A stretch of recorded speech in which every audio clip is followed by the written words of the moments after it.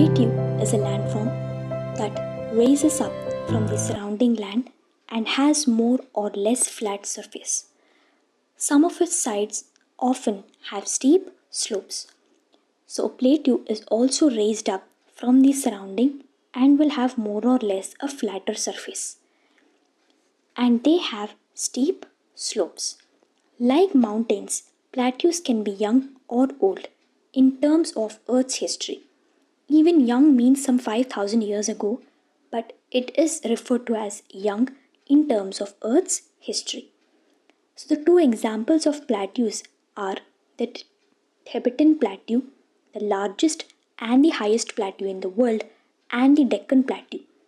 The height of mountains can vary from few hundred meters or lakhs of meters, but for the plateaus it will be from few hundred to 1,000 meters. And the Tibetan Plateau has an average altitude of 4,500 meters, which explains why it is nicknamed as the roof of the world.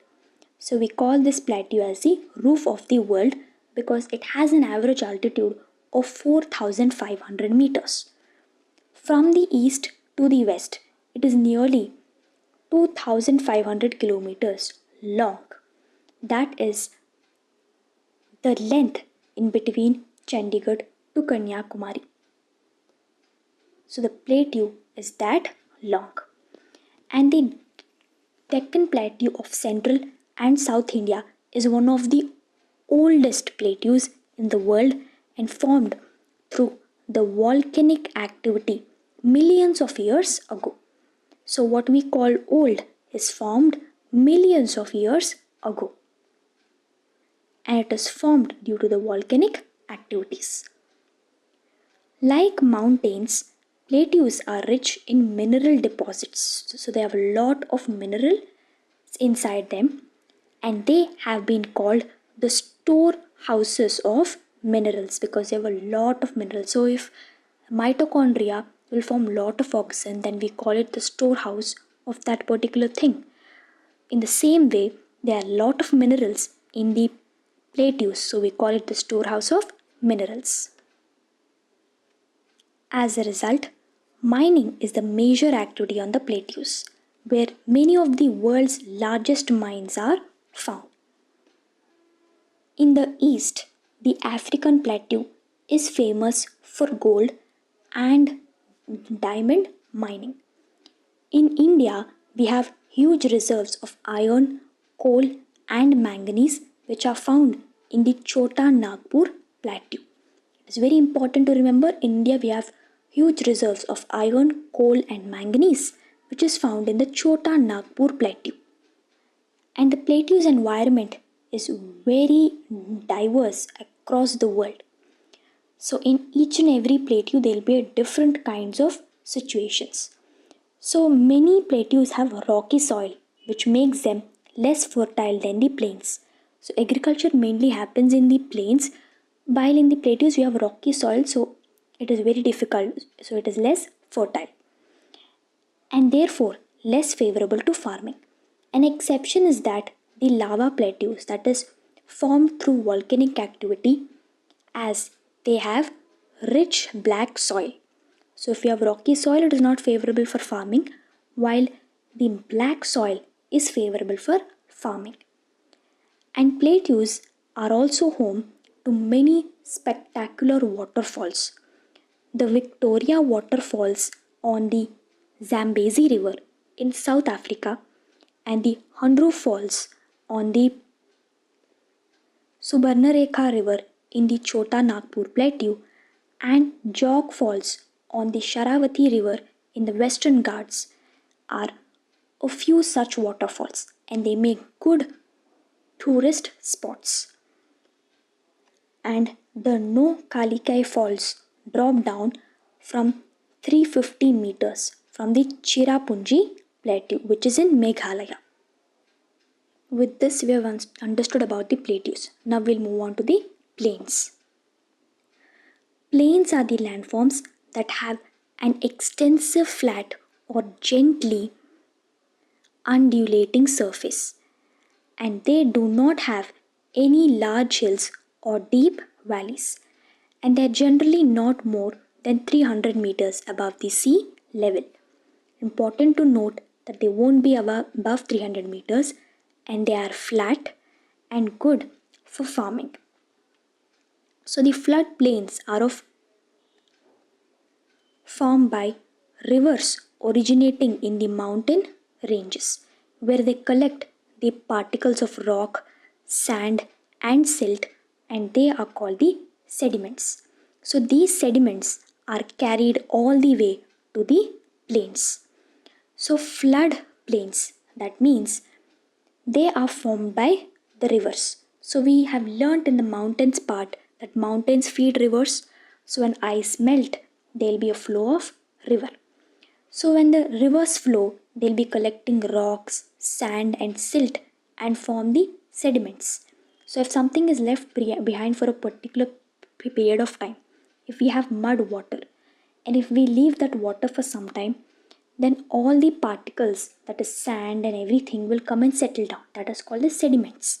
So these sediments are carried all the way to the plains, where the rivers will deposit them and making the soil very fertile. As a result, these plains are ideal for growing crops of all kinds, and agriculture is the major economic occupation in this landform. So, due to this formation of the sediments, it is very useful for farming, and therefore the main occupation in plains would include agriculture. And these plains will also support a variety of flora and fauna, as creatures can adapt easily to this atmosphere. Life in the plains. So, thousands of years ago, the first civilization was found around the rivers in the fertile plains. So, usually in the very beginning, people used to live near the plains because there will be a proper water supply and the soil will be fertile for farming and it is suitable in all aspects. And in our times too, a large part of the world's population lives in the plains because it is more comfortable in comparison with mountains and plateaus. And around 50 crore people, that is more than one fourth of the total Indian population, live in the Ganga plain, which is often called the Gangetic plain. So, the major occupations of people living in this region could include river fishing and agriculture. And food crops such as rice, wheat, maize, barley, and millets are grown. And fiber crops such as cotton, jute, and hemp are also grown in the Gangetic plain. And the traditional agriculture has been mostly rain fed, that is, watered through rainfall. In recent decades, however, agriculture has been turned to irrigation. So, with water brought to the fields through the network of canals and pumped from the groundwater. So, initial days, agriculture is mainly dependent on rain. But now, with the help of irrigation facilities, we are able to give or supply the water to the fields itself. So, we are less dependent on the rainfall. While irrigation has increased the agricultural production, it has also contributed to the depletion or decrease in the groundwater. So initially when we used to use rainwater for agriculture, then we used to never use the groundwater. But now due to irrigation, we're using groundwater. Due to this, we are reducing the groundwater levels. So this presents a challenge for the future of agriculture in the region. So some of the other problems affecting the Ganga plain include high population and pollution. So when a particular area have to occupy or it have to fulfill the needs of many people, it will become very difficult. Whether in mountain ranges or plains, rivers around the world have carried immense cultural value.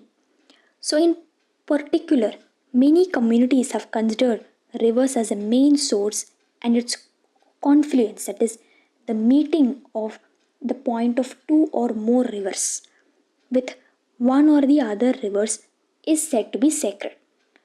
And in India, Numerous festivals, ceremonies, and rituals are conducted at such locations. Because plains have a gentle slope, river navigation is easy and supports a lot of economic activities. And in earlier days, people also used rivers extensively to travel from one place to another. And even to today, in the recent years, there are stretches along the Ganga where people prefer to use boats to move around. So, in this chapter, we explored the three main landforms, that is, mountains, plateaus, and plains. But its surface is very complex, and experts often define a few more landforms. So, one such landform is the desert. So, it is considered to be large and dry expanses with very little precipitation, generally known as rainfall. And their flora and fauna are also very unique, that is, they have to adapt to that particular environment. And some are hot, like the Sahara in Africa or the Thar in northwest of the Indian subcontinent. Others are cold, that is Gobi in Asia. Some experts also say that Antarctica continent is also coming under this landform. Even though we have harsh living conditions, humans have adopted to most of this landform.